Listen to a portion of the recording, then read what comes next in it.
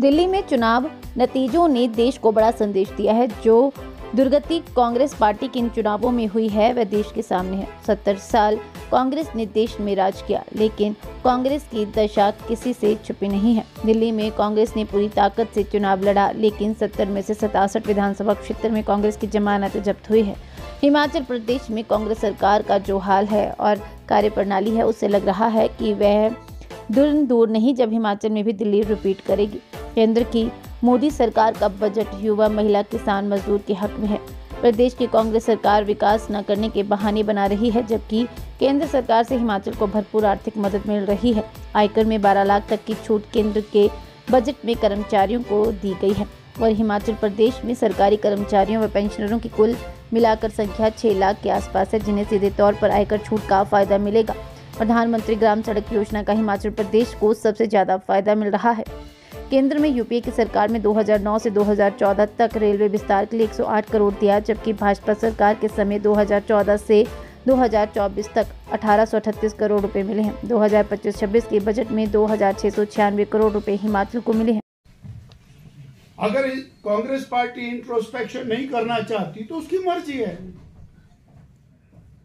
जनता ने आईना दिखाया है, उस आईने को नहीं देखना है तो कोई मनाही थोड़ी है।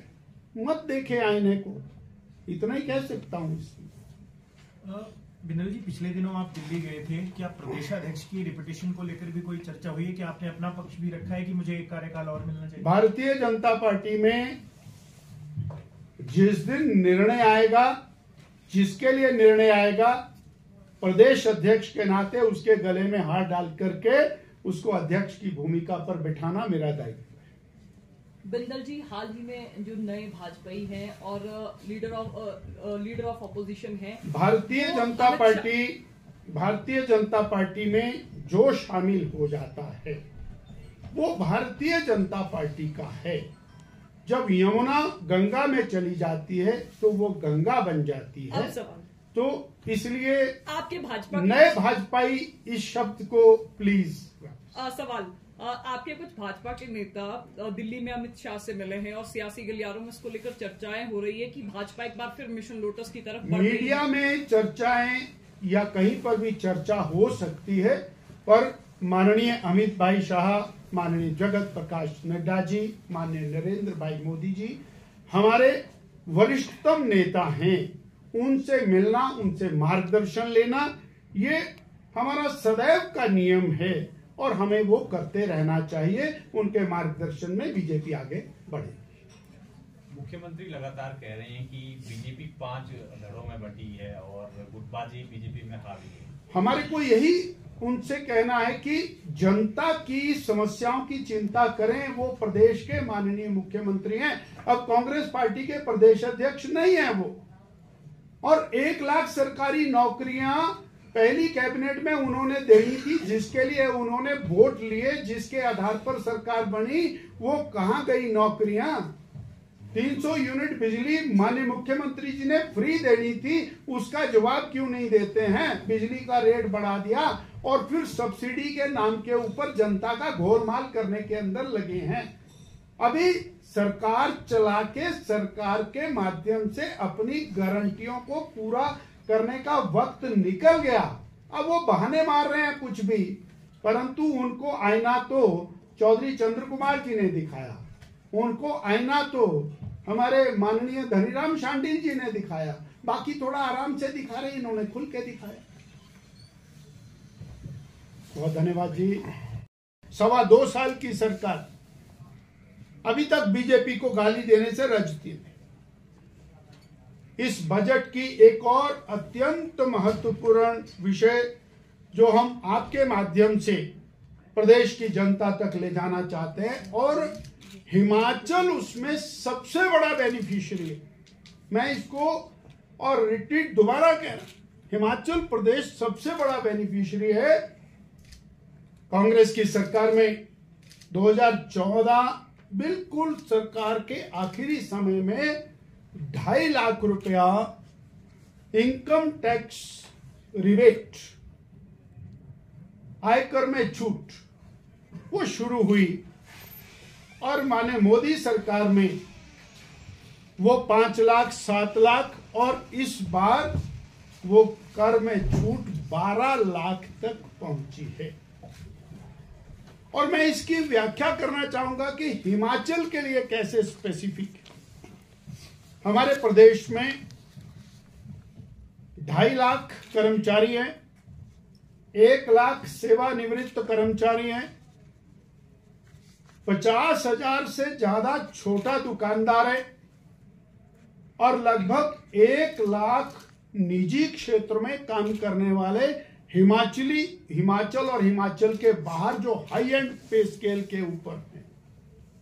तो ये संख्या बनती है लगभग 6 लाख।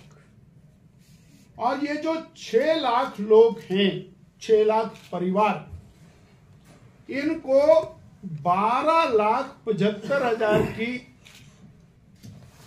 आयकर में छूट ये प्राप्त हुई है। और हमने एवरेज निकालने की कोशिश की है। 50,000 रुपया से 1 लाख रुपया प्रति व्यक्ति इनकम टैक्स में रिबेट मिली है। 50,000 से 1 लाख। और जो 12 लाख से ऊपर सैलरी वाले लोग हैं, इनकम वाले लोग हैं, 25 लाख रुपए तक, उनको 1,10,000 रुपया प्रति व्यक्ति छूट मिली है। अब इसका अगर ये छोटा सा आंकड़ा निकालने की कोशिश करें तो ये जो 6 लाख लोगों को रिबेट मिली है, ये लगभग 5,000 करोड़ रुपया प्रति वर्ष बैठता है। 5,000 करोड़ रुपीस।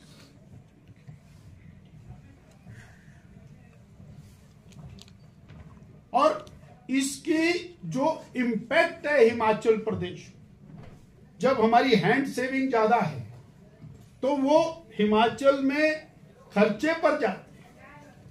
वो सब्जी ज्यादा खरीदेगा, दाल ज्यादा खरीदेगा, कपड़ा ज्यादा खरीदेगा, मोबाइल खरीदेगा, चाहे गाड़ी खरीदेगा, सुख सुविधा खरीदेगा, मकान बनाएगा।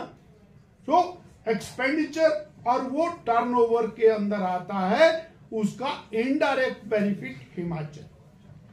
अर्थात कांग्रेस की सरकार ने हिमाचल प्रदेश के सैलरीड पर्सन के ऊपर लगातार कट मारा और मोदी सरकार ने श्रीमती निर्मला सीतारमण जी के इस बजट में सर्वाधिक लाभ यदि किसी प्रदेश के सैलरीड व्यक्ति को, छोटे दुकानदार को मिला है तो वो भारतीय जनता पार्टी श्री नरेंद्र भाई मोदी की सरकार में मिला। हिमाचल प्रदेश की एक और विशेषता, हिमाचल प्रदेश को यदि इंफ्रास्ट्रक्चर मिल जाता है तो हिमाचल प्रदेश का संपूर्ण विकास हो जाता है, फिर उसको किसी चीज की जरूरत नहीं। मुझे याद आता है श्रद्धेय अटल बिहारी वाजपेयी जी की जन्म शताब्दी चल रही है और 2001 में माननीय अटल जी ने प्रधानमंत्री ग्राम सड़क योजना की शुरुआत की थी और उसकी शुरुआत सबसे पहले बद्दी बरोटीवाला की एक सड़क को बना करके की, पूरे देश में सबसे पहले। और हिमाचल के अंदर प्रधानमंत्री ग्राम सड़क योजना की शुरुआत हुई और उस समय के लोक निर्माण मंत्री थे हमारे उपराष्ट्रपति रहे श्री वेंकैया नायडू जी।